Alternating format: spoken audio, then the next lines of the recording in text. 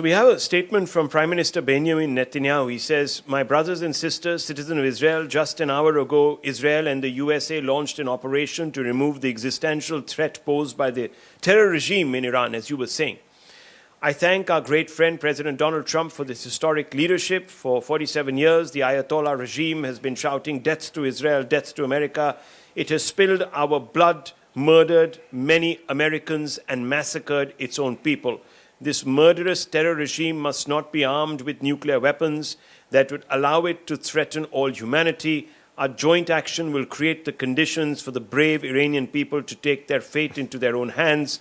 The time has come for all parts of the Iranian people, Persians, Kurds, Azeris, Baluchis, and Ahwazis, to cast off the yoke of tyranny and bring about a free and peace-loving Iran. The hope, Mr. Cooper, that the Americans and the Israelis have is that the people will rise up and overthrow the theocratic regime in Iran. Is this possible, or is it too diffused?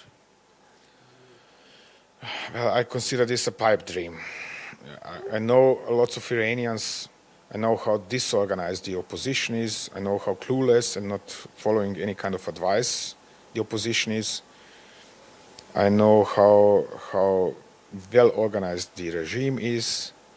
I know how they they're preparing themselves for this kind of eventuality since 2003, since the US-led invasion of Iraq. When one is monitoring at least the elections in Iran, then one knows that there are at least 15 to 17 million of Iranians who are supporting, who are believing in this Islamic Republic. So at best, what can be achieved in this fashion would be a civil war in Iran. Okay. There is certainly no outlooks for quick regime change or something of that kind, because the IGC as such is controlling the economy. It is controlling the banking sector, it is controlling the insurance sector, it is controlling the real estate sector, telecommunications, oil industry, defense sector. So whatever matters is controlled by IGC. And the IGC people know if the regime falls, they are falling with it.